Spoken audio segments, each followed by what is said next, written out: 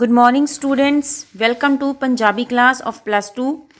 Students, साडी अज दी वीडियो का विषय ISC बोर्ड द्वारा 12वीं जमात लई निर्धारित नावल मड़ी दा दीवा दा कांड नंबर 15 है। यह नावल गुरदयाल सिंह जी दे कलम दी शाहकार रचना है। यह वीडियो कांड 15 दी दूसरी वीडियो है, भाव दूसरा दिन है। पहली वीडियो विच असीं कांड 15 दे सफ़ा 96 दी औखे शब्दां अते पाठ समग्री ते चर्चा कीती है।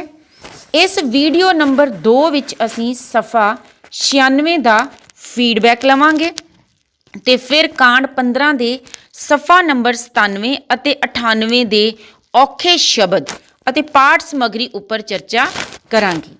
स्टूडेंट्स, असीं सफ़ा नंबर 96 की रीडिंग कर चुके हाँ, जिसनों पढ़ के सानू प्रतख हुंदा है कि जगसीर खेत तो वापस आके विहड़े विच मंजी डाह के लम्मे पै जांदा है।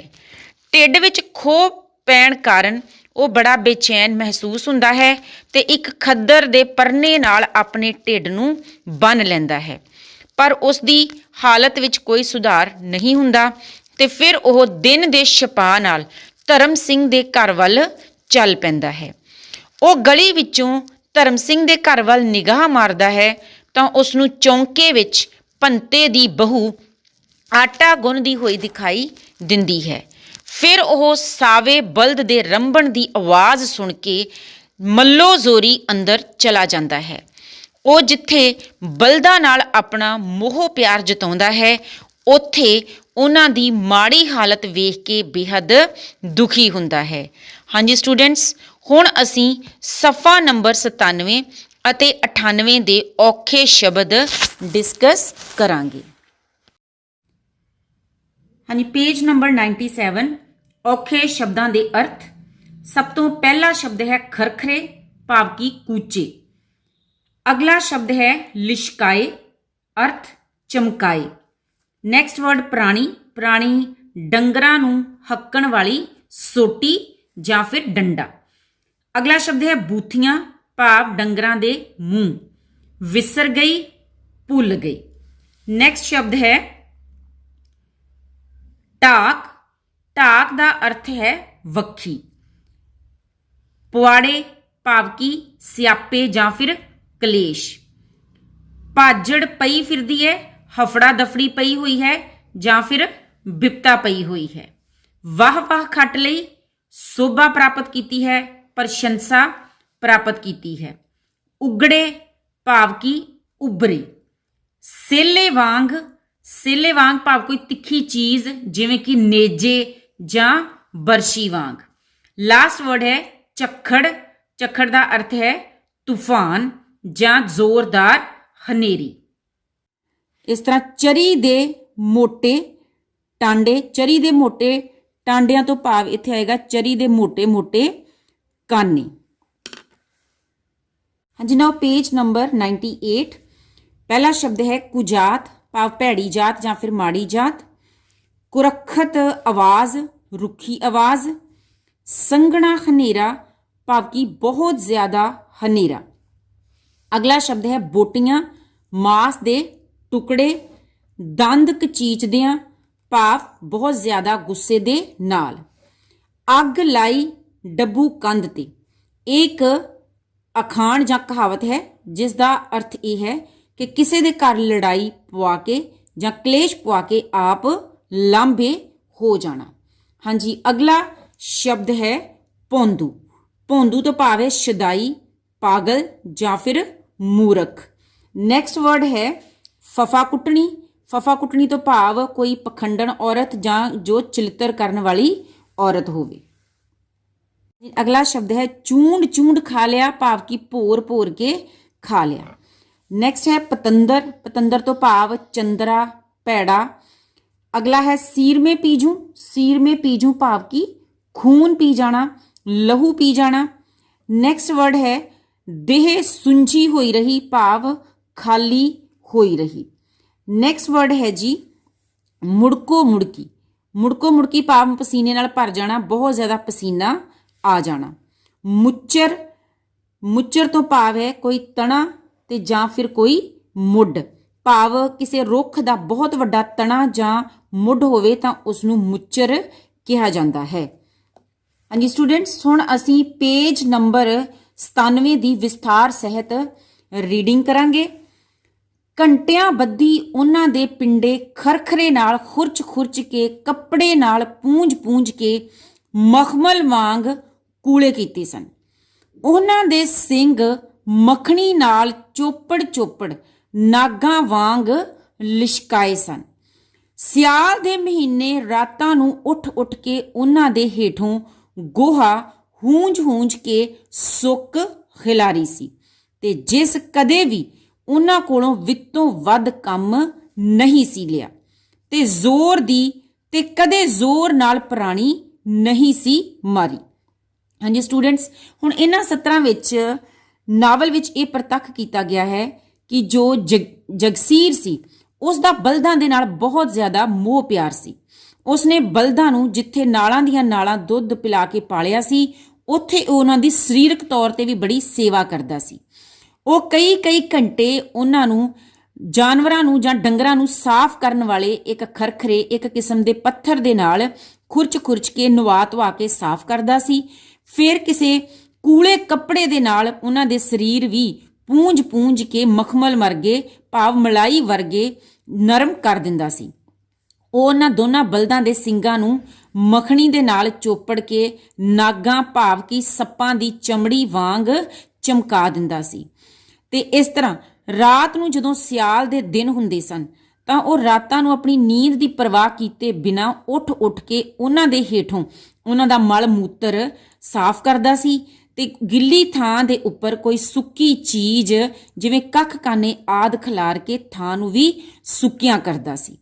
ਤੇ ਜਗਸੀਰ ਨੇ ਕਦੀ ਵੀ ਇਹਨਾਂ ਬਲਦਾਂ ਦੇ ਕੋਲੋਂ ਉਹਨਾਂ ਦੀ ਸਰੀਰਕ ਪੁੱਜਤ ਤੋਂ ਵੱਧ ਕੇ ਜ਼ਿਆਦਾ ਕੰਮ ਨਹੀਂ ਲਿਆ ਸੀ ਤੇ ਕਦੀ ਵੀ ਉਹਨਾਂ ਦੇ ਉੱਪਰ ਕੋਈ ਡੰਡਾ, ਸੋਟਾ ਜਾਂ ਪ੍ਰਾਣੀ ਦੀ ਵਰਤੋਂ ਕਰਕੇ ਉਹਨਾਂ ਨੂੰ ਮਾਰਿਆ ਵੀ ਨਹੀਂ ਸੀ। ਹਾਂਜੀ ਨੈਕਸਟ ਸਤਰਾਂ, ਦੋਹਾਂ ਬਲਦਾਂ ਨੇ ਉਹਨੂੰ ਆਪਣੇ ਵਿਚਕਾਰ ਇੰਜ ਘੁੱਟ ਲਿਆ ਸੀ ਜਿਵੇਂ ਹੁਣ ਮੁੜ ਇੱਥੋਂ ਹਿੱਲਣ ਨਾ ਦੇਣਾ ਚਾਹੁੰਦੇ ਹੋਣ। ਜਗਸੀਰ ਉਹਨਾਂ ਦੀਆਂ ਅੱਖਾਂ ਵਿੱਚ ਤੱਕਦਾ, ਉਹਨਾਂ ਦੀਆਂ ਬੂਥੀਆਂ ਤੇ ਮੱਥਿਆਂ ਨੂੰ ਪਲੋਸਦਾ, ਉਵੇਂ ਉਹਨਾਂ ਨਾਲ ਗੱਲਾਂ ਕਰੀ ਜਾਂਦਾ ਸੀ। ਉਹਨੂੰ ਆਪਣੀ ਸਾਰੀ ਪੀੜ ਵਿਸਰ ਗਈ ਸੀ, ਸਾਰੀ ਦੁਨੀਆ ਹੀ ਜਿਵੇਂ ਭੁੱਲ ਗਈ ਜਾਪਦੀ ਸੀ। ਇਹਨਾਂ ਸਤਰਾਂ ਤੋਂ ਪ੍ਰਤੱਖ ਹੁੰਦਾ ਹੈ ਕਿ ਜਿੱਥੇ ਜਗਸੀਰ ਦਾ ਇਹਨਾਂ ਬਲਦਾਂ ਦੇ ਨਾਲ ਬਹੁਤ ਸਨੇਹ ਸੀ, ਮੋਹ ਸੀ, ਉੱਥੇ ਇਹ ਬਲਦ ਵੀ ਜਗਸੀਰ ਨਾਲ ਬਹੁਤ ਪਿਆਰ ਕਰਦੇ ਸਨ, ਕਿਉਂਕਿ ਜਦੋਂ ਜਗਸੀਰ ਉਹਨਾਂ ਦੇ ਵਿਚਕਾਰ ਖਲੋਤਾ ਹੁੰਦਾ ਹੈ ਤਾਂ ਉਹ ਦੋਵੇਂ ਬਲਦ ਇਸ ਢੰਗ ਨਾਲ ਖੜੇ ਹੋ ਜਾਂਦੇ ਹਨ ਕਿ ਉਹ ਜਗਸੀਰ ਨੂੰ ਆਪਣੇ ਵਿਚਾਲੇ ਘੁੱਟ ਜਿਹਾ ਲੈਂਦੇ ਹਨ ਤੇ ਉਹਨਾਂ ਦੇ ਇਸ ਰਵੱਈਏ ਤੋਂ ਜਿਵੇਂ ਇਹ ਮਹਿਸੂਸ ਹੋ ਰਿਹਾ ਸੀ ਕਿ ਸ਼ਾਇਦ ਉਹ ਜਗਸੀਰ ਨੂੰ ਇੱਥੋਂ ਜਾਣ ਹੀ ਨਹੀਂ ਦੇਣਾ ਚਾਹੁੰਦੇ ਸਨ। ਤੇ ਇਸ ਤਰ੍ਹਾਂ ਜਦੋਂ ਜਗਸੀਰ ਇਹਨਾਂ ਬਲਦਾਂ ਦੀਆਂ ਅੱਖਾਂ ਦੇ ਵਿੱਚ ਝਾਕਦਾ, ਫਿਰ ਉਹ ਉਹਨਾਂ ਦੇ ਮੂੰਹਾਂ ਤੇ ਉਹਨਾਂ ਦੇ ਮੱਥਿਆਂ ਨੂੰ ਆਪਣੇ ਹੱਥਾਂ ਦੇ ਨਾਲ ਟੋਹਦਾ, ਪਲੋਸਦਾ, ਭਾਵ ਪਿਆਰ ਜਤਾਉਂਦਾ, ਤਾਂ ਉਵੇਂ ਉਹਨਾਂ ਨਾਲ ਗੱਲਾਂ ਕਰੀ ਜਾਂਦਾ ਸੀ। ਭਾਵ ਉਹ ਇਕੱਲਾ ਹੀ ਉਹਨਾਂ ਜੋ ਬਲਦ ਸਨ ਉਹਨਾਂ ਦੇ ਵਿੱਚ ਖੜਾ ਆਪ ਮੁਹਾਰੇ ਆਪਣੇ ਪਿਆਰ ਨੂੰ, ਆਪਣੇ ਮੋਹ ਨੂੰ ਉਹਨਾਂ ਨਾਲ ਜਤਾਉਣ ਲਈ ਗੱਲਾਂ ਕਰੀ ਜਾ ਰਿਹਾ ਸੀ। ਤੇ ਜਦੋਂ ਹੁਣ ਜਗਸੀਰ ਇਹਨਾਂ ਬਲਦਾਂ ਦੋਵਾਂ ਦੇ ਵਿਚਕਾਰ ਖੜਾ ਸੀ ਤਾਂ ਉਹਨੂੰ ਇਸ ਤਰ੍ਹਾਂ ਮਹਿਸੂਸ ਹੋ ਰਿਹਾ ਸੀ ਕਿ ਜਿਵੇਂ ਉਸਦੀ ਆਪਣੀ ਮਾਨਸਿਕ ਤੇ ਸਰੀਰਕ ਪੀੜ ਉਸਨੂੰ ਪੂਰੀ ਤਰ੍ਹਾਂ ਭੁੱਲ ਗਈ ਹੋਵੇ। ਹੋਰ ਤਾਂ ਜਿਹੜਾ ਕੁਝ ਕਰਨਾ ਸੀ ਕਰਤਾ, ਹੁਣ ਇਹਨਾਂ ਨੂੰ ਵੀ ਖੋਲ ਕੇ ਲਿਜਾਣ ਦੀ ਸਲਾਹ ਹੋਣੀ ਹੈ। ਹੁਣ ਅਚਾਨਕ ਕੀ ਹੁੰਦਾ ਹੈ ਕਿ ਜਦੋਂ ਜਗਸੀਰ ਉਹਨਾਂ ਦੋਵਾਂ ਬਲਦਾਂ ਦੇ ਵਿਚਕਾਰ ਖੜਾ ਹੁੰਦਾ ਹੈ ਤਾਂ ਅਚਾਨਕ ਉਸ ਦੇ ਕੰਨਾਂ ਦੇ ਵਿੱਚ ਇੱਕ ਬੜੀ ਹੀ ਰੁੱਖੀ ਤੇ ਕੁਰੱਖਤ ਆਵਾਜ਼ ਪੈਂਦੀ ਹੈ। ਇਹ ਆਵਾਜ਼ ਵਿਚਲੇ ਸ਼ਬਦ ਇਹ ਸਨ, ਭਾਵ ਕਿ ਉਸ ਦੇ ਉੱਪਰ ਇੱਕ ਤੋਹਮਤ ਲਗਾਈ ਜਾ ਰਹੀ ਸੀ ਕਿ ਉਹਨੇ ਧਰਮ ਸਿੰਘ ਦੇ ਘਰ ਵਿੱਚ ਪਹਿਲਾਂ ਜੋ ਕਲੇਸ਼ ਪਾਉਣਾ ਸੀ ਉਹ ਤਾਂ ਉਹ ਪਾ ਹੀ ਚੁੱਕਾ ਹੈ ਤੇ ਹੁਣ ਉਹ ਉਹਨਾਂ ਦੇ ਬਲਦਾਂ ਨੂੰ ਵੀ ਚੋਰੀ ਖੋਲ ਕੇ ਲੈ ਜਾਣ ਦੀ ਸਲਾਹ ਕਰਕੇ ਆਇਆ ਹੋਇਆ ਹੈ। ਜਗਸੀਰ ਦੇ ਸਿਰ ਵਿੱਚ ਜਿਵੇਂ ਕਿਸੇ ਨੇ ਇੱਟ ਮਾਰੀ ਹੋਵੇ। ਉਸ ਪਿਛਾਂਹ ਵੇਖਿਆ, ਨਿੱਕਾ ਜਿਹਾ ਘੁੰਡ ਕੱਢੀ ਭੰਤੇ ਦੀ ਬਹੂ ਦਰਵਾਜ਼ੇ ਦੇ ਅੰਦਰ ਬੂਹੇ ਕੋਲ ਖੜੋਤੀ ਸੀ। ਧੰਨੋ ਵਾਂਗ ਹੀ ਉਹਨੇ ਇੱਕ ਹੱਥ ਨਾਲ ਘੁੰਡ ਫੜ ਕੇ ਦੂਜਾ ਢਾਕ ਉੱਤੇ ਧਰਿਆ ਹੋਇਆ ਸੀ। ਹਾਂਜੀ, ਹੁਣ ਇਹ ਸ਼ਬਦ ਕਿਸ ਦੇ ਸਨ? ਜੋ ਜਗਸੀਰ ਤੇ ਇਹ ਤੁਹਮਤ ਲਗਾ ਰਹੇ ਸਨ ਕਿ ਉਹ ਬਲਦਾਂ ਨੂੰ ਖੋਲਣ ਲਈ ਆਇਆ ਹੈ, ਇਹ ਸ਼ਬਦ ਅਸਲ ਵਿੱਚ ਭੰਤੇ ਦੀ ਬਹੂ ਦੇ ਸਨ, ਭਾਵ ਧਰਮ ਸਿੰਘ ਦੀ ਨੂੰਹ ਦੇ ਸਨ। ਜਦੋਂ ਉਹ ਇਹ ਕੁਰੱਖਤ ਸ਼ਬਦ ਜਗਸੀਰ ਨੂੰ ਕਹਿੰਦੀ ਹੈ ਤਾਂ ਜਗਸੀਰ ਨੂੰ ਇੰਜ ਲੱਗਦਾ ਹੈ ਜਿਵੇਂ ਉਸ ਦੇ ਸਿਰ ਵਿੱਚ ਕਿਸੇ ਨੇ ਅਚਾਨਕ ਇੱਟ ਮਾਰ ਦਿੱਤੀ ਹੋਵੇ। ਤੇ ਜਦੋਂ ਉਸਨੇ ਪਿੱਛਾ ਭੌਂ ਕੇ ਮੁੜ ਕੇ ਵੇਖਿਆ ਤਾਂ ਉਸਨੂੰ ਕੀ ਨਜ਼ਰ ਆਉਂਦਾ ਹੈ ਕਿ ਭੰਤੇ ਦੀ ਘਰਵਾਲੀ ਦਰਵਾਜ਼ੇ ਦੇ ਅੰਦਰ ਬੂਹੇ ਦੇ ਲਾਗੇ ਖੜੀ ਸੀ ਤੇ ਉਹਨੇ ਆਪਣੀ ਸੱਸ ਧੰਨੋਂ ਦੇ ਵਾਂਗ ਹੀ ਆਪਣੀ ਢਾਕ ਪਾ ਵੱਖੀ ਉੱਤੇ ਹੱਥ ਧਰਿਆ ਹੋਇਆ ਸੀ। ਜਗਸੀਰ ਨੇ ਇੱਕ ਵਾਰੀ ਉਸ ਵੱਲ ਵੇਖ ਕੇ ਇੰਜ ਨੀਵੀਂ ਪਾ ਲਈ ਜਿਵੇਂ ਉਹ ਸੱਚੀ ਮੁੱਚੀ ਚੋਰੀਓਂ ਬਲਦ ਖੋਲਣ ਆਇਆ ਫੜਿਆ ਗਿਆ ਹੋਵੇ।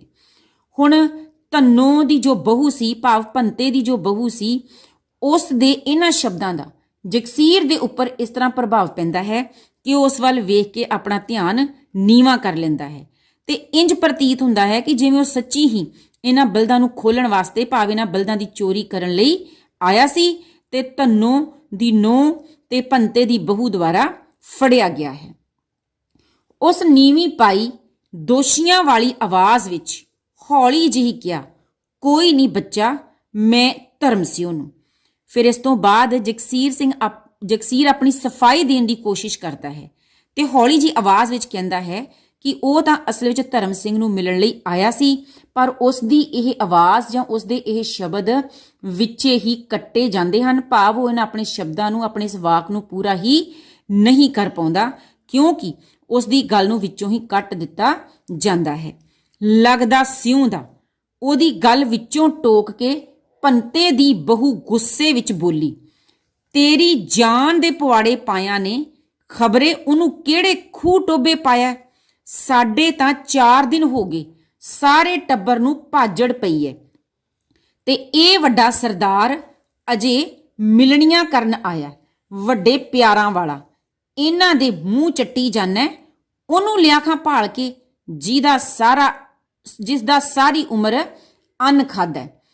ਬੁੜੀ ਆਪਦੀ ਦਾ ਮਰਨਾ ਕਰਾ ਲਿਆ, ਲੋਕਾਂ ਤੋਂ ਵਾਹ ਖੱਟ ਲਈ ਤੇ ਸਾਡਾ ਘਰ ਉਜਾੜਤਾ। ਤੇਰੇ ਅਰਗੇ ਬੰਦੇ ਹੁੰਦੇ ਐ, ਜੇ ਲੰਮੀ ਸੋਚਦਾ ਤਾਂ ਸਾਡੇ ਨਾਲ ਐ ਨਾ ਕਰਦਾ। ਆਪਦੀ 2 ਦਿਨਾਂ ਦੀ ਵਾਹ ਖਾਤਰ ਤੈਂ ਸਾਡੇ ਜੀਓ ਜੀ ਸੂਲੀ ਟੰਗਤਾ ਤੈਨੂੰ। ਹਾਂਜੀ, ਹੁਣ ਇਹਨਾਂ ਸਾਰੇ ਸ਼ਬਦਾਂ ਦੇ ਵਿੱਚ ਜੋ ਭੰਤੇ ਦੀ ਬਹੂ ਹੈ ਉਹ ਜਗਸੀਰ ਦੀ ਬਹੁਤ ਲਾਪਾ ਕਰਦੀ ਹੈ, ਉਸਨੂੰ ਬੜੇ ਮਾੜੇ ਸ਼ਬਦ ਕਹਿੰਦੀ ਹੈ। ਉਹ ਉਸ ਤੇ ਇਹ ਇਲਜ਼ਾਮ ਲਗਾਉਂਦੀ ਹੈ ਕਿ ਉਹਨਾਂ ਦੇ ਘਰ ਵਿੱਚ ਜੋ ਵੀ ਕਲੇਸ਼ ਪਿਆ ਹੋਇਆ ਹੈ ਤੇ ਧਰਮ ਸਿੰਘ ਜੋ ਘਰ ਛੱਡ ਕੇ ਚਲਾ ਗਿਆ ਹੈ ਉਹ ਜਗਸੀਰ ਦੇ ਕਾਰਨ ਹੀ ਗਿਆ ਹੈ। ਉਹ ਧਰਮ ਸਿੰਘ ਨੂੰ ਮਿਲਣ ਲਈ ਆਇਆ ਹੈ, ਜਦ ਕਿ ਅੱਜ 4 ਦਿਨਾਂ ਤੋਂ ਉਹਨਾਂ ਦੇ ਪਰਿਵਾਰ ਨੂੰ ਪੂਰੀ ਹਫੜਾ ਦਫੜੀ ਪਈ ਹੋਈ ਹੈ। ਫਿਰ ਉਹ ਉਸ ਨੂੰ ਇਹ ਨਹੋਰਾ ਮਾਰਦੀ ਹੈ ਕਿ ਉਹ ਬਲਦਾਂ ਦੇ ਮੂੰਹ ਚੱਟਣ ਦੀ ਬਜਾਏ ਜੇਕਰ ਧਰਮ ਸਿੰਘ ਨੂੰ ਭਾਲ ਕੇ ਲਿਆਵੇ ਤਾਂ ਉਹ ਜ਼ਿਆਦਾ ਚੰਗਾ ਹੋਵੇਗਾ। ਤੇ ਫਿਰ ਨਾਲ ਹੀ ਉਹ ਉਸ ਨੂੰ ਨੰਦੀ ਦੀ ਮੌਤ ਦਾ ਮਿਹਣਾ ਦਿੰਦੀ ਹੋਈ ਕਹਿੰਦੀ ਹੈ ਕਿ ਉਸਨੇ ਨੰਦੀ ਦੀ ਮੌਤ ਤੇ ਧਰਮ ਸਿੰਘ ਤੋਂ ਪੈਸੇ ਲੈ ਕੇ ਤੇ ਨੰਦੀ ਦਾ ਮਰਨਾ ਪੂਰੇ ਵੱਡੇ ਵਡੇਰਿਆਂ ਵਾਂਗ ਕਰਕੇ ਜਾਂ ਪੂਰੇ ਰੋਬ ਨਾਲ ਕਰਕੇ, ਪੂਰੀ ਠਾਠ ਨਾਲ ਕਰਕੇ ਲੋਕਾਂ ਤੋਂ ਤਾਂ ਵਾਹ ਖੱਟ ਲਈ ਹੈ, ਪਰ ਉਹਨਾਂ ਦੇ ਪਰਿਵਾਰ ਦਾ ਬਹੁਤ ਨੁਕਸਾਨ ਕੀਤਾ ਹੈ ਤੇ ਇਸ ਤਰ੍ਹਾਂ ਉਸ ਸਾਰੇ ਪਰਿਵਾਰ ਨੂੰ ਮੁਸ਼ਕਲ ਭਾਵ ਮੁਸੀਬਤ ਦੇ ਵਿੱਚ ਪਾ ਦਿੱਤਾ ਹੈ। ਇੱਕੋ ਸਾਹ ਭੰਤੇ ਦੀ ਬਹੂ ਬੋਲੀ ਜਾਂਦੀ ਸੀ, ਜਗਸੀਰ ਸੁੰਨ ਹੋਇਆ ਸੁਣੀ ਜਾਂਦਾ ਸੀ। ਉਹਦੇ ਚਿਹਰੇ ਉੱਤੇ ਇਹਨਾਂ ਦੋਹਾਂ ਪਲਾਂ ਵਿੱਚ ਹੀ ਕਿੰਨੇ ਪ੍ਰਭਾਵ ਉਗੜੇ ਤੇ ਕਿੰਨੇ ਗੁਆਚ ਗਏ ਸਨ। ਭੰਤੇ ਦੀ ਬਹੂ ਦਾ ਕੋਈ ਸ਼ਬਦ ਹੈਰਾਨੀ ਨਾਲ ਉਹਦੀਆਂ ਅੱਖਾਂ ਪਾੜ ਦਿੰਦਾ ਸੀ, ਕੋਈ ਉਹਦੇ ਸਿਰ ਵਿਚਕਾਰ ਵੱਟੇ ਵਾਂਗ ਵੱਜਦਾ ਸੀ ਤੇ ਕੋਈ ਉਹਦੇ ਢਿੱਡ ਵਿੱਚ ਸੇਲੇ ਵਾਂਗ ਧੱਸ ਕੇ ਸਾਰੀ ਦੇਹ ਨੂੰ ਤੜਫਣ ਲਾ ਦਿੰਦਾ ਸੀ। ਹੁਣ ਇਹਨਾਂ ਸਤਰਾਂ ਤੋਂ ਇਹ ਜ਼ਾਹਰ ਹੁੰਦਾ ਹੈ ਕਿ ਭੰਤੇ ਦੀ ਬਹੂ ਬਿਨਾਂ ਰੋਕਿਆਂ ਹੀ ਜਗਸੀਰ ਨੂੰ ਪੁਣੀ ਜਾਂਦੀ ਸੀ, ਉਸ ਨੂੰ ਬੁਰਾ ਭਲਾ ਕਹੀ ਜਾ ਰਹੀ ਸੀ ਤੇ ਉਸ ਦੇ ਇਹ ਮੰਦੇ ਸ਼ਬਦ ਤੇ ਨਹੋਰੇ ਸੁਣ ਕੇ ਜਗਸੀਰ ਦੇ ਜਿਵੇਂ ਹੋਸ਼ ਹਵਾਸ ਹੀ ਗੁੰਮ ਹੋ ਗਏ ਸਨ। ਉਹਦੀ ਮਾਨਸਿਕ ਹਾਲਤ ਬਹੁਤ ਜ਼ਿਆਦਾ ਡਾਵਾਂਡੋਲ ਹੋ ਜਾਂਦੀ ਹੈ। ਉਸਦੇ ਸਰੀਰਕ ਤੌਰ ਤੇ ਵੀ ਉਸ ਨੂੰ ਬੜੀ ਤਕਲੀਫ ਮਹਿਸੂਸ ਹੁੰਦੀ ਹੈ। ਉਸ ਨੂੰ ਇੰਜ ਲੱਗਦਾ ਹੈ ਕਿ ਜਿਵੇਂ ਭੰਤੇ ਦੀ ਬਹੂ ਦੇ ਇਹ ਸ਼ਬਦ ਉਸਦੇ ਸਰੀਰ ਵਿੱਚ ਕਿਸੇ ਤਿੱਖੀ ਚੀਜ਼ ਭਾਵ ਸੇਲੇ ਵਾਂਗ ਧਸ ਰਹੀ ਹੈ। ਹਾਂਜੀ, ਇਹਨਾਂ 2 ਪਲਾਂ ਦਾ ਸਮਾਂ ਉਹਦੇ ਲਈ ਏਡਾ ਲੰਮਾ ਹੋ ਗਿਆ ਸੀ ਜਿਵੇਂ 2 ਵਰੇ ਉਹਨੂੰ ਇੰਜ ਬਲਦਾਂ ਦੇ ਵਿਚਕਾਰ ਖੜੋਤਿਆਂ ਬੀਤ ਗਏ ਹੋਣ। ਉਹਦੇ ਪੈਰ ਹਿਲਦੇ ਨਹੀਂ ਸਨ, ਜਿਵੇਂ ਧਰਤੀ ਵਿੱਚ ਗੱਡੇ ਗਏ ਹੋਣ, ਜਿਵੇਂ ਉਹ ਇੱਕ ਰੁੱਖ ਹੋਵੇ ਜਿਹਨੂੰ ਜ਼ੋਰਾਂ ਦਾ ਝੱਖੜ ਮੋੜ ਘੋੜ ਧਰਤੀ ਨਾਲ ਪਟਕ ਰਿਹਾ ਹੋਵੇ, ਪਰ ਉਹਦੀਆਂ ਜੜ੍ਹਾਂ ਅਜੇ ਵੀ ਪੁੱਟੀਆਂ ਨਾ ਜਾ ਰਹੀਆਂ ਹੋਣ। ਜਗਸੀਰ ਦੇ ਹੋਸ਼ ਹਵਾਸ ਪੂਰੀ ਤਰ੍ਹਾਂ ਕੰਮ ਨਹੀਂ ਸਨ ਕਰ ਰਹੇ। ਉਹਨੂੰ ਬੜਾ ਉੱਚਾ ਸੁਣ ਰਿਹਾ ਸੀ, ਬੜਾ ਹੀ ਘੱਟ ਦਿਸ ਰਿਹਾ ਸੀ। ਬਲਦਾਂ ਦੇ ਹੇਠ ਪਏ ਸੁੱਕੀ ਚਰੀ ਦੇ ਮੋਟੇ। ਹੁਣ ਜੇ ਇਹਨਾਂ ਸਤਰਾਂ ਤੋਂ ਕੀ ਪ੍ਰਤੱਖ ਹੁੰਦਾ ਹੈ ਹੁਣ ਕਿ ਜਦੋਂ ਭੰਤੇ ਦੀ ਬਹੂ ਜਗਸੀਰ ਨੂੰ ਬਲਦਾਂ ਦੇ ਵਿਚਕਾਰ ਖੜਿਆਂ ਵੇਖ ਕੇ ਉਸ ਤੇ ਤਰ੍ਹਾਂ ਤਰ੍ਹਾਂ ਦੇ ਦੋਸ਼, ਤਰ੍ਹਾਂ ਤਰ੍ਹਾਂ ਦੇ ਇਲਜ਼ਾਮ ਲਗਾਉਂਦੀ ਹੈ, ਤਾਂ ਇਹ ਸੁਣ ਕੇ ਸਰੀਰਕ ਤੌਰ ਤੇ ਮਾਨਸਿਕ ਤੌਰ ਤੇ ਜਗਸੀਰ ਦੀ ਹਾਲਤ ਇੰਨੀ ਤਰਸਯੋਗ ਤੇ ਤਰਾਸਦੀ ਨਾਲ ਭਰਪੂਰ ਹੋ ਜਾਂਦੀ ਹੈ ਕਿ ਉਹਨੂੰ ਇੰਜ ਲੱਗਦਾ ਹੈ ਕਿ ਜਿਵੇਂ ਉਹ ਕੁਝ ਸਮੇਂ ਤੋਂ ਨਹੀਂ ਬਲਕਿ 2 ਵਰਿਆਂ ਤੋਂ ਇਹਨਾਂ ਬਲਦਾਂ ਦੇ ਵਿਚਕਾਰ ਖਲੋਤਾ ਹੋਵੇ। ਉਸ ਦਾ ਸਰੀਰ ਇੰਨਾ ਭਾਰਾ ਹੋ ਜਾਂਦਾ ਹੈ ਕਿ ਉਸਦੇ ਪੈਰ ਵੀ ਹਿੱਲਣੋਂ ਅਸਮਰੱਥ ਹੋ ਜਾਂਦੇ ਹਨ। ਉਹਨੂੰ ਇੰਜ ਲੱਗਦਾ ਹੈ ਜਿਵੇਂ ਉਸਦੇ ਪੈਰ ਧਰਤੀ ਵਿੱਚ ਗੱਡੇ ਗਏ ਹਨ, ਜਾਂ ਫਿਰ ਉਹ ਇੱਕ ਅਜਿਹਾ ਰੁੱਖ ਹੈ ਜਿਹਨੂੰ ਜ਼ੋਰਾਂ ਦਾ ਝੱਖੜ ਬਾਰ-ਬਾਰ ਧਰਤੀ ਦੇ ਨਾਲ ਪਟਕ ਰਿਹਾ ਹੈ, ਪਰ ਉਸ ਦੀਆਂ ਜੜ੍ਹਾਂ ਅਜੇ ਵੀ ਧਰਤੀ ਵਿੱਚੋਂ ਪੁੱਟੀਆਂ ਨਹੀਂ ਜਾ ਰਹੀਆਂ ਹਨ। ਇਸ ਤਰ੍ਹਾਂ ਭੰਤੇ ਦੀ ਬਹੂ ਦੇ ਮੰਦੇ ਸ਼ਬਦ ਤੇ ਤੁਹਮਤਾਂ ਸੁਣ ਕੇ ਜਗਸੀਰ ਸੁੰਨ ਜਾ ਹੋ ਜਾਂਦਾ ਹੈ। ਉਸ ਦੀ ਹੋਸ਼ ਹਵਾਸ ਹੀ ਕੰਮ ਨਹੀਂ ਕਰਦੀ ਤੇ ਉਹ ਮਾਨਸਿਕ ਤੌਰ ਤੇ ਇੰਨਾ ਦਵੰਦ ਵਿੱਚ ਫਸ ਜਾਂਦਾ ਹੈ ਕਿ ਉਹਨੂੰ ਇੰਜ ਪ੍ਰਤੀਤ ਹੁੰਦਾ ਹੈ ਕਿ ਜਿਵੇਂ ਉਸ ਦੇ ਕੰਨਾਂ ਨੂੰ ਸੁਣਨਾ ਘਟ ਗਿਆ ਹੋਵੇ ਤੇ ਉਸ ਨੂੰ ਬੜਾ ਉੱਚਾ ਸੁਣਾਈ ਦੇ ਰਿਹਾ ਹੋਵੇ। ਹੁਣ ਉਸ ਨੂੰ ਭੰਤੇ ਦੀ ਬਹੂ ਦੇ ਸ਼ਬਦ ਵੀ ਬੜੇ ਉੱਚੀ ਭਾਵ ਬੜੀ ਦੂਰੋਂ ਆਉਂਦੇ ਹੋਏ ਸੁਣਾਈ ਦੇ ਰਹੇ ਸਨ।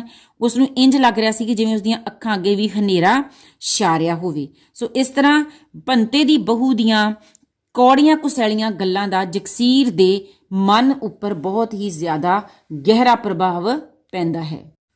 ਹਾਂਜੀ, ਨਾਓ ਪੇਜ ਨੰਬਰ 98। ਟਾਂਡੇ ਵੀ ਨਹੀਂ ਸਨ ਦਿਸ ਰਹੇ। ਇਹ ਕੁਜਾਤ ਇੱਥੇ ਕੀ ਲੈਣ ਆਇਆ? ਸੁਪਨੇ ਵਿੱਚ ਸੁਣਦੇ ਕਿਸੇ ਭੂਤ ਦੀ ਆਵਾਜ਼ ਵਾਂਗ ਉਹਨੂੰ ਭੰਤੇ ਦੀ ਬਹੂ ਦੀ ਆਵਾਜ਼ ਵਰਗੀ ਪਰ ਉਦੋਂ ਭਾਰੀ ਤੇ ਕੁਰੱਖਤ ਆਵਾਜ਼ ਸੁਣਾਈ ਦਿੱਤੀ। ਜਦੋਂ ਉਸ ਰਤਾ ਸਿਰ ਉਤਾਂ ਚੁੱਕਿਆ ਤਾਂ ਸਾਹਮਣੇ ਰਾਖਸ਼ ਵਾਂਗ ਖੜੋਤੀ ਧੰਨੂ ਨੂੰ ਵੇਖ ਕੇ ਉਹਦੀਆਂ ਅੱਖਾਂ ਅੱਗੇ ਪਹਿਲਾਂ ਨਾਲੋਂ ਵਧੇਰੇ ਸੰਘਣਾ ਹਨੇਰਾ ਛਾ ਗਿਆ। ਇਹਨਾਂ ਸਤਰਾਂ ਵਿੱਚ ਪ੍ਰਤੱਖ ਕੀਤਾ ਗਿਆ ਹੈ ਕਿ ਪਹਿਲਾਂ ਭੰਤੇ ਦੀ ਬਹੂ ਜਗਸੀਰ ਨੂੰ ਮੰਦਾ ਚੰਗਾ ਬੋਲ ਰਹੀ ਸੀ, ਜਿਸ ਦਾ ਜਗਸੀਰ ਦੇ ਮਨ ਤੇ ਬੜਾ ਮਾੜਾ ਪ੍ਰਭਾਵ ਪੈਂਦਾ ਹੈ। ਪਰ ਉਸੇ ਸਮੇਂ ਉੱਥੇ ਧੰਨੂ ਵੀ ਆ ਜਾਂਦੀ ਹੈ ਤੇ ਧੰਨੂ ਵੀ ਉਸ ਨੂੰ ਕੁਜਾਤ ਕਹਿ ਕੇ ਸੰਬੋਧਿਤ ਕਰਦੀ ਹੈ, ਉਸ ਲਈ ਬੰਦੇ ਸ਼ਬਦ ਬੋਲਦੀ ਹੈ। ਤੇ ਜਦੋਂ ਜਗਸੀਰ ਭੰਤੇ ਦੀ ਬਹੂ ਨਾਲੋਂ ਵੀ ਭਾਰੀ ਤੇ ਕੁਰੱਖਤ ਆਵਾਜ਼ ਸੁਣਦਾ ਹੈ ਤਾਂ ਉਹ ਆਪਣਾ ਸਿਰ ਉਤਾਂ ਚੁੱਕ ਕੇ ਵੇਖਦਾ ਹੈ ਤਾਂ ਉਸ ਨੂੰ ਇੰਜ ਲੱਗਦਾ ਹੈ ਕਿ ਜਿਵੇਂ ਧੰਨੂ ਕਿਸੇ ਰਾਖਸ਼ ਵਾਂਗ ਉਸ ਦੇ ਸਾਹਮਣੇ ਖੜੀ ਹੋਵੇ ਤੇ ਇਹ ਵੇਖ ਕੇ ਉਸ ਦੀਆਂ ਅੱਖਾਂ ਅੱਗੇ ਪਹਿਲਾਂ ਨਾਲੋਂ ਵੀ ਜ਼ਿਆਦਾ ਹਨੇਰਾ ਛਾ ਜਾਂਦਾ ਹੈ। ਜੇ ਬੰਦੇ ਦਾ ਪੁੱਤ ਹੈ ਤਾਂ ਹੁਣੇ ਨਿਕਲ ਜਾ ਇੱਥੋਂ, ਨਹੀਂ ਤੇਰੀਆਂ ਬੋਟੀਆਂ ਕਰਕੇ ਖਾਜੂ, ਧੰਨੂ ਨੇ ਦੰਦ ਕਚੀਚਦਿਆਂ ਆਖਿਆ। ਪਰ ਉਹਦੀ ਆਵਾਜ਼ ਜਗਸੀਰ ਨੂੰ ਐਤਕੀ ਪਹਿਲਾਂ ਨਾਲੋਂ ਅਸਪਸ਼ਟ ਸੁਣਾਈ ਦਿੱਤੀ। ਹਾਂਜੀ, ਹੁਣ ਕੀ ਹੁੰਦਾ ਹੈ ਕਿ ਧੰਨੂ ਵੀ ਪੂਰੇ ਗੁੱਸੇ ਵਿੱਚ ਜਗਸੀਰ ਨੂੰ ਧਮਕਾਉਂਦੀ ਹੈ ਕਿ ਜੇ ਉਹ ਸੱਚਮੁੱਚ ਹੀ ਬੰਦੇ ਦਾ, ਇਨਸਾਨ ਦਾ ਪੁੱਤ ਹੈ, ਔਲਾਦ ਹੈ, ਤਾਂ ਉਹ ਛੇਤੀ ਤੋਂ ਛੇਤੀ ਉਹਨਾਂ ਦੇ ਘਰੋਂ ਦਫਾ ਹੋ ਜਾਵੇ। ਜੇਕਰ ਉਹ ਹੋਰ ਜ਼ਿਆਦਾ ਇੱਥੇ ਖੜਾ ਰਿਹਾ ਤਾਂ ਉਹ ਉਸ ਦੇ ਮਾਸ ਦੇ ਟੁਕੜੇ ਭਾਵ ਉਸ ਦੀਆਂ ਬੋਟੀਆਂ ਕਰ ਦੇਵੇਗੀ। ਤੇ ਧੰਨੂ ਇਹ ਸ਼ਬਦ ਕਚੀਚੀ ਵੱਟਦਿਆਂ ਹੋਇਆਂ ਭਾਵ ਬੜੇ ਗੁੱਸੇ ਭਰੇ ਲਹਿਜ਼ੇ ਵਿੱਚ ਕਹਿੰਦੀ ਹੈ। ਤੇ ਜਦੋਂ ਜਗਸੀਰ ਉਸ ਦੇ ਇਹ ਸ਼ਬਦ ਸੁਣਦਾ ਹੈ ਤਾਂ ਉਸ ਦੀ ਸੁਣਨ ਸ਼ਕਤੀ ਇੰਨੀ ਘਟ ਜਾਂਦੀ ਹੈ ਕਿ ਉਸ ਨੂੰ ਇਹ ਸ਼ਬਦ ਬੜੇ ਹੀ ਅਸਪਸ਼ਟ ਜਿਹੇ ਸੁਣਾਈ ਦਿੰਦੇ ਹਨ। ਅੱਗ ਲਾਈ ਡੱਬੂ ਕੰਧ ਤੀ, ਸਾਡੇ ਘਰ ਹੱਥੀਂ ਲਾ ਕੇ ਉੱਤੋਂ ਫੂਕਾ ਮਾਰਨਾ ਆ, ਜਾ ਨਿਕਲ ਜਾ ਮੇਰੇ ਘਰੋਂ। ਤੇ ਨਾਲੇ ਇਹਦੂ ਮੁੜ ਕੇ ਮੈਂ ਖੇਤ ਫਿਰਦਾ ਸੁਣ ਵੀ ਲਿਆ ਤਾਂ ਤੇਰੀਆਂ ਲੱਤਾਂ ਉੱਥੇ ਹੀ ਵੱਢ ਕੇ ਆਊਂ। ਸਾਡਾ ਖੇਤ ਲੱਗਦੇ ਖੇਤਾਂ ਦੇ, ਤੁਸੀਂ ਖੇਤ ਦੇ ਸਾਲੇ ਲੱਗਦੇ ਹੋ, ਜਿਵੇਂ ਕਿਤੇ ਪਿਓ ਦੀ ਕਮਾਈ ਦਾ ਖਰੀਦਿਆ ਹੁੰਦਾ। ਉਸ ਭੌਂਦੂ ਦੇ ਸਿਰ 'ਚ ਸਵਾਹ ਦੀ ਚੂੰਡੀ ਪਾ ਕੇ ਉਹ ਫਫਾ ਕੁੱਟਣੀ ਨੇ ਸਾਰੀ ਉਮਰ ਚੂੰਡ ਖਾ ਲਿਆ। ਹੁਣ ਇਹਨਾਂ ਸ਼ਬਦਾਂ ਦੇ ਵਿੱਚ ਕੀ ਜ਼ਾਹਿਰ ਹੁੰਦਾ ਹੈ ਕਿ ਧੰਨੋ ਆਪਣੇ ਘਰ ਵਿੱਚ ਪਏ ਸਾਰੇ ਕਲੇਸ਼ ਦਾ ਜ਼ਿੰਮਾ ਜਗਸੀਰ ਦੇ ਸਿਰ ਤੇ ਲਾਉਂਦੀ ਹੈ। ਉਸ ਦੀ ਤੁਲਨਾ ਇੱਕ ਕੁੱਤੇ ਦੇ ਨਾਲ ਕਰਦੀ ਹੈ ਤੇ ਉਸ ਨੂੰ ਦੁਤਕਾਰਦੀ ਹੋਈ ਕਹਿੰਦੀ ਹੈ ਕਿ ਉਸ ਦੀ ਤਾਂ ਉਹ ਹਾਲਤ ਹੈ ਕਿ ਦੂਜਿਆਂ ਦੇ ਘਰ ਕਲੇਸ਼ ਪਾ ਕੇ ਆਪ ਲਾਂਭੇ ਹੋ ਕੇ ਉਸ ਦਾ ਤਮਾਸ਼ਾ ਵੇਖਣਾ। ਤੇ ਇਸ ਦਾ ਅਰਥ ਇਹ ਹੈ ਕਿ ਉਸਨੇ ਪਹਿਲਾਂ ਸਾਡੇ ਘਰ ਕਲੇਸ਼ ਪਾਇਆ ਹੈ ਤੇ ਅੱਜ ਉਹ ਇਸ ਕਲੇਸ਼ ਨੂੰ ਵੇਖਣ ਲਈ ਜਾਂ ਇਸ ਤਮਾਸ਼ੇ ਨੂੰ ਵੇਖਣ ਲਈ ਉਹਨਾਂ ਦੇ ਘਰ ਆਇਆ ਹੈ। ਇਸ ਲਈ ਉਸ ਨੂੰ ਕਰੜੇ ਸ਼ਬਦਾਂ ਵਿੱਚ ਉਹਨਾਂ ਦੇ ਘਰੋਂ ਦਫਾ ਹੋਣ ਲਈ ਕਹਿੰਦੀ ਹੈ ਤੇ ਨਾਲ ਇਹ ਵੀ ਤੌਖਲਾ ਦਿੰਦੀ ਹੈ ਕਿ ਜੇਕਰ ਉਸਨੇ ਦੁਬਾਰਾ ਉਹਨਾਂ ਦੇ ਖੇਤਾਂ ਵਿੱਚ ਪੈਰ ਪਾਇਆ ਤਾਂ ਉਹ ਉਸ ਦੀਆਂ ਲੱਤਾਂ ਹੀ ਵੱਢ ਦੇਵੇਗੀ। ਹੁਣ ਜਗਸੀਰ ਤੋਂ ਬਾਅਦ ਉਹ ਧਰਮ ਸਿੰਘ ਨੂੰ ਵੀ ਭੌਂਤੂ ਕਹਿ ਕੇ ਕੋਸਦੀ ਹੈ ਤੇ ਫਫਾ ਕੁੱਟਣੀ ਸ਼ਬਦ ਨੰਦੀ ਦੇ ਵਾਸਤੇ ਵਰਤਦੀ ਹੈ ਤੇ ਇਹ ਇਲਜ਼ਾਮ ਲਗਾਉਂਦੀ ਹੈ ਕਿ ਜਗਸੀਰ ਦੀ ਮਾਂ ਨੰਦੀ ਨੇ ਧਰਮ ਸਿੰਘ ਦੇ ਸਿਰ ਤੇ ਕੁਝ ਕਰ ਦਿੱਤਾ ਸੀ, ਭਾਵ ਸਵਾਹ ਦੀ ਚੂੰਡੀ ਪਾ ਕੇ, ਭਾਵ ਉਸ ਨੂੰ ਆਪਣੇ ਵੱਸ ਵਿੱਚ ਕਰ ਲਿਆ ਸੀ ਤੇ ਇਸ ਤਰ੍ਹਾਂ ਉਹਨਾਂ ਨੇ ਧਰਮ ਸਿੰਘ ਨੂੰ ਆਪਣੇ ਕਾਬੂ ਵਿੱਚ ਕਰਕੇ ਆਪਣੀਆਂ ਉਂਗਲਾਂ ਤੇ ਨਚਾ ਕੇ ਸਾਰੀ ਉਮਰ ਉਸ ਨੂੰ ਭੋਰ ਕੇ ਖਾਦਾ ਹੈ। ਹੁੰਦੀ ਨਾ ਉਹ ਜਿਉਂਦੀ, ਫੇਰ ਮੈਂ ਪੱਟਦੀ ਉਹਦਾ ਝਾਟਾ ਵਾਲ ਕਰਕੇ। ਜਿਹੜੀਆਂ ਤੁਸੀਂ ਸਾਡੇ ਨਾਲ ਕੀਤੀਆਂ, ਰਹਿੰਦੀ ਖੂੰਦੀ ਇੱਕੋ ਕਸਰ ਸੀ ਘਰ ਪਾੜਨ ਦੀ, ਉਹ ਵੀ ਪੂਰੀ ਕਰਤੀ। ਚੜਾ ਕੇ ਉਸ ਪਤੰਦਰ ਨੂੰ ਹੱਥ ਤੇ ਮੰਗਾ ਲੈ ਨੋਟ, ਬਗਾਨੇ ਧਨ ਨਾਲ ਮਰਨਾ ਕਰਕੇ ਉਸ ਡੈਣ ਦੀ ਗਤ ਨਹੀਂ ਹੋਣੀ। ਜਾ ਨਿਕਲ ਜਾ ਮੇਰੇ ਘਰੋਂ, ਜੇ ਮੋੜ ਇਸ ਗਲੀ ਵੀ ਲੰਘਦਾ ਵੇਖ ਲਿਆ ਤਾਂ ਸੀਰਮੇ ਪੀਜੂ। ਇਸ ਤਰ੍ਹਾਂ ਧੰਨੋ ਬਿਲਕੁਲ ਆਪੇ ਤੋਂ ਬਾਹਰ ਹੋ ਜਾਂਦੀ ਹੈ ਤੇ ਉਹ ਜਗਸੀਰ ਦੇ ਉੱਪਰ ਇਹ ਵੀ ਇਲਜ਼ਾਮ ਲਗਾਉਂਦੀ ਹੈ ਕਿ ਉਹਨੇ ਤੇ ਉਸ ਦੀ ਮਾਂ ਨੰਦੀ ਨੇ ਜਿੱਥੇ ਉਹਨਾਂ ਦਾ ਘਰ ਪਾੜਿਆ ਹੈ ਉੱਥੇ ਆਰਥਿਕ ਤੌਰ ਤੇ ਵੀ ਉਹਨਾਂ ਨੂੰ ਲੁੱਟਿਆ ਹੈ। ਤੇ ਇਸ ਤਰ੍ਹਾਂ ਉਹ ਜਗਸੀਰ ਨੂੰ ਇਹ ਕਹਿੰਦੀ ਹੈ ਕਿ ਉਹਨਾਂ ਦਾ ਘਰ ਤਾਂ ਦੂਰ, ਜੇ ਉਸਨੇ ਦੁਬਾਰਾ ਉਸ ਨੂੰ ਇਸ ਗਲੀ ਵਿੱਚ ਦੀ ਵੀ ਲੰਘਦੇ ਵੇਖ ਲਿਆ ਤਾਂ ਉਹ ਉਸ ਦਾ ਖੂਨ ਪੀ ਜਾਵੇਗੀ। ਸੀਰਮੇ ਪੀਜੂ, ਧੰਨੋ ਨੇ ਇੰਨੇ ਜ਼ੋਰ ਨਾਲ ਦੰਦ ਪੀਂਦਿਆਂ ਚੀਕ ਕੇ ਆਖਿਆ ਕਿ ਜਗਸੀਰ ਨੂੰ ਇੰਜ ਲੱਗਿਆ ਜਿਵੇਂ ਉਹਦੇ ਸੁੱਤੇ ਪੈ ਦੇ ਸਿਰ ਵਿੱਚ ਕਿਸੇ ਨੇ ਡਾਂਗ ਮਾਰੀ ਹੋਵੇ। ਹੋਰ ਜੋ ਕੁਝ ਧੰਨੋ ਨੇ ਆਖਿਆ ਸੀ ਉਹਨੂੰ ਪਲੋ ਪਲ ਵਧੇਰੇ ਅਸਪਸ਼ਟ ਸੁਣੀਂਦਾ ਗਿਆ ਸੀ ਤੇ ਇਸ ਸੀਰਮੇ ਪੀਜੂ ਆਖਣ ਤੱਕ ਉਹਦੀ ਦੇਹ ਸੁੰਜੀ ਹੋਈ ਰਹੀ ਸੀ। ਹੁਣ ਜਦੋਂ ਧੰਨੋ ਜਗਸੀਰ ਦੇ ਉੱਪਰ ਕਈ ਤੁਹਮਤਾਂ ਲਗਾਉਂਦੀ ਹੈ, ਕਈ ਦੋਸ਼ ਲਗਾਉਂਦੀ ਹੈ ਤੇ ਦੰਦ ਪੀਂਦੀ ਹੋਈ ਗੁੱਸੇ ਵਿੱਚ ਚੀਖ ਕੇ ਉਸ ਨੂੰ ਬੁਰਾ ਭਲਾ ਬੋਲਦੀ ਹੈ ਤਾਂ ਜਗਸੀਰ ਚੁੱਪਚਾਪ ਇਹ ਸਾਰੇ ਸ਼ਬਦ ਸੁਣਦਾ ਰਹਿੰਦਾ ਹੈ। ਪਰ ਇਹਨਾਂ ਸ਼ਬਦਾਂ ਦਾ ਉਹਦੇ ਉੱਪਰ ਇੰਨਾ ਡੂੰਘਾ ਅਸਰ ਹੁੰਦਾ ਹੈ ਕਿ ਉਹਨੂੰ ਇੰਜ ਲੱਗਦਾ ਹੈ ਕਿ ਜਿਵੇਂ ਉਸ ਸੁੱਤੇ ਪੈ ਦੇ ਸਿਰ ਵਿੱਚ ਅਚਾਨਕ ਕਿਸੇ ਨੇ ਸੋਟਾ ਭਾਵ ਡਾਂਗ ਮਾਰ ਦਿੱਤੀ ਹੋਵੇ। ਭਾਵ ਕਿ ਜੋ ਧੰਨੋ ਦੇ ਸ਼ਬਦ ਸਨ ਉਹ ਕਿਸੇ ਸੋਟੇ ਵਾਂਗ ਜਗਸੀਰ ਦੇ ਜ਼ਿਹਨ ਉੱਪਰ ਪ੍ਰਭਾਵ ਪਾ ਰਹੇ ਸਨ ਤੇ ਇਸ ਤਰ੍ਹਾਂ ਇਹਨਾਂ ਸ਼ਬਦਾਂ ਨੂੰ ਸੁਣ ਕੇ ਜਗਸੀਰ ਇੰਨਾ ਸੁੰਨ ਜਿਹਾ ਹੋ ਜਾਂਦਾ ਹੈ ਕਿ ਉਸ ਨੂੰ ਇਹ ਸ਼ਬਦ ਬਾਅਦ ਵਿੱਚ ਹੌਲੀ ਪਲੋ ਪਲੀ ਅਸਪਸ਼ਟ ਜੇ ਸੁਣਨੇ ਸ਼ੁਰੂ ਹੋ ਜਾਂਦੇ ਹਨ। ਭਾਵ ਉਹ ਮਾਨਸਿਕ ਤੌਰ ਤੇ ਬਹੁਤ ਹੀ ਜ਼ਿਆਦਾ ਤਰਾਸਦੀ ਦਾ ਤੇ ਪੀੜ ਦਾ ਸ਼ਿਕਾਰ ਹੋ ਜਾਂਦਾ ਹੈ। ਤੇ ਜਦੋਂ ਜਗਸੀਰ ਨੇ ਆਪਣਾ ਖੱਬਾ ਪੈਰ ਉਤਾਂਹ ਚੁੱਕਿਆ ਤਾਂ ਉਹਨੂੰ ਇੰਨਾ ਜ਼ੋਰ ਲਾਉਣਾ ਪਿਆ ਜਿਵੇਂ ਜੱਫੇ 'ਚ ਆਉਣ ਜੋਗੀ ਕਿੱਕਰ ਨੂੰ ਜੜੋਂ ਪੁੱਟ ਰਿਹਾ ਹੋਵੇ। ਪੋਹ ਦੇ ਮਹੀਨੇ ਵੀ ਉਸ ਦਾ ਸਰੀਰ ਮੁੜਕੋ ਮੁੜਕੀ ਹੋ ਗਿਆ ਸੀ। ਇਵੇਂ ਉਸ ਸੱਜਾ ਪੈਰ ਚੁੱਕਿਆ ਤੇ ਫਿਰ ਆਪਣੀ ਏਡੀ ਹੌਲੀ ਹੋ ਗਈ ਦੇਹ ਹੇਠ ਉਹਦੀਆਂ ਲੱਤਾਂ ਇੰਜ ਕੰਬਦੀਆਂ ਆਈਆਂ ਜਿਵੇਂ ਭਾਰਾ ਮੁੱਚਰ ਸਿਰ ਉੱਤੇ ਧਰੀ ਆਉਂਦਾ ਹੋਵੇ। ਧੰਨੋ ਪਿੱਛੋਂ ਹੋਰ ਕੀ ਕੁਝ ਆਖਦੀ ਰਹੀ, ਗਲੀ ਵਿੱਚ ਕੌਣ ਟੱਕਰਿਆ, ਕਿਹਨੇ ਕੀ ਉਹਨੂੰ ਪੁੱਛਿਆ ਤੇ ਕੀ ਆਖਿਆ, ਕਿਸੇ ਵੀ ਗੱਲ ਦਾ ਉਹਨੂੰ ਪਤਾ ਨਹੀਂ ਸੀ। ਘਰ ਆ ਕੇ ਉਹ ਕੋਠੜੀ ਅੰਦਰ ਆ ਵੜਿਆ ਤੇ ਰਜਾਈ ਵਿੱਚ ਮੂੰਹ ਸਿਰ ਵਲੇਟ ਕੇ ਪੈ ਗਿਆ। ਹਾਂਜੀ, ਇਸ ਪੈਰੇ ਵਿੱਚ ਇਹ ਪਰਤਾ ਕੀਤਾ ਗਿਆ ਹੈ ਕਿ ਜਦੋਂ ਧੰਨੋ ਤੇ ਧੰਨੋ ਦੀ ਨੂੰਹ ਦੋਨੋਂ ਮਿਲ ਕੇ ਜਗਸੀਰ ਨੂੰ ਬਹੁਤ ਬੁਰਾ ਭਲਾ ਬੋਲਦੀਆਂ ਹਨ ਤਾਂ ਜਗਸੀਰ ਦੀ ਮਾਨਸਿਕ ਹਾਲਤ ਬਹੁਤ ਜ਼ਿਆਦਾ ਭੈੜੀ ਹੋ ਜਾਂਦੀ ਹੈ।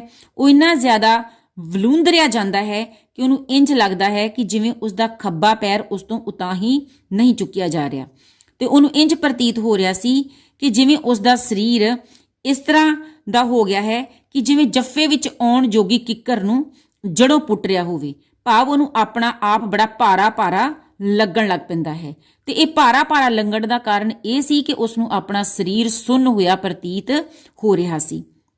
ਬੇਸ਼ੱਕ ਪੋਹ ਦਾ ਮਹੀਨਾ ਸੀ, ਬਹੁਤ ਜ਼ਿਆਦਾ ਠੰਡ ਸੀ, ਪਰ ਇਹ ਮੰਦੇ ਸ਼ਬਦ ਸੁਣ ਕੇ ਉਸ ਦਾ ਸਰੀਰ ਪਸੀਨੋ ਪਸੀਨੀ ਹੋ ਜਾਂਦਾ ਹੈ। ਭਾਵ ਉਹ ਪਸੀਨੇ ਦੇ ਨਾਲ ਭਰ ਜਾਂਦਾ ਹੈ, ਉਸ ਨੂੰ ਤਰੇਲੀਆਂ ਜਿਹੀਆਂ ਆਉਣ ਲੱਗ ਪੈਂਦੀਆਂ ਹਨ।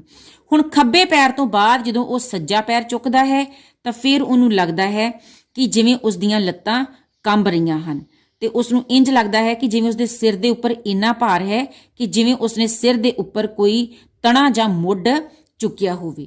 ਤੇ ਇਸ ਤਰ੍ਹਾਂ ਉਹ ਧਰਮ ਸਿੰਘ ਦੇ ਘਰੋਂ ਬਾਹਰ ਨਿਕਲ ਆਉਂਦਾ ਹੈ, ਤੇ ਉਸ ਦੇ ਨਿਕਲਣ ਤੋਂ ਬਾਅਦ ਉਸ ਨੂੰ ਧੰਨੋ ਨੇ ਕਿਹੜੇ-ਕਿਹੜੇ ਸ਼ਬਦ ਕਹੇ, ਜਾਂ ਫਿਰ ਗਲੀ ਵਿੱਚ ਕੌਣ-ਕੌਣ ਉਸ ਨੂੰ ਮਿਲਿਆ ਤੇ ਕਿੰਨੇ-ਕਿੰਨੇ ਉਸ ਨੂੰ ਕੀ-ਕੀ ਪੁੱਛਿਆ, ਉਸ ਨੂੰ ਇਸ ਦੀ ਕੋਈ ਵੀ ਹੋਸ਼ ਨਹੀਂ ਸੀ। ਉਹ ਆਪਣੇ ਘਰ ਆ ਕੇ ਆਪਣੀ ਕੋਠੜੀ ਦੇ ਵਿੱਚ ਵੜ ਜਾਂਦਾ ਹੈ ਤੇ ਮੰਜੇ ਤੇ ਪੈ ਕੇ ਰਜਾਈ ਵਿੱਚ ਮੂੰਹ ਸਿਰ ਵਲੇਟ ਕੇ ਲੰਮੇ ਪੈ ਜਾਂਦਾ ਹੈ। ਹਾਂਜੀ ਸਟੂਡੈਂਟਸ, ਇਸ ਤਰ੍ਹਾਂ ਅਸੀਂ ਇਸ ਵੀਡੀਓ ਦੇ ਵਿੱਚ ਸਫਾ ਨੰਬਰ 97 ਅਤੇ 98 ਦੇ ਔਖੇ ਸ਼ਬਦ ਡਿਸਕਸ ਕੀਤੇ ਹਨ ਤੇ ਪਾਠ ਸਮੱਗਰੀ ਦੇ ਉੱਪਰ ਚਰਚਾ ਕੀਤੀ ਹੈ। ਮੈਨੂੰ ਉਮੀਦ ਹੈ ਕਿ ਤੁਸੀਂ ਇਸ ਵੀਡੀਓ ਨੂੰ ਦੇਖ ਕੇ ਕਾਂਡ ਨੰਬਰ 15 ਨੂੰ ਪੂਰੀ ਤਰ੍ਹਾਂ ਸਮਝੋਗੇ ਤੇ ਇਸ ਨੂੰ ਰਿਵਾਈਜ਼ ਕਰੋਗੇ। ਧੰਨਵਾਦ।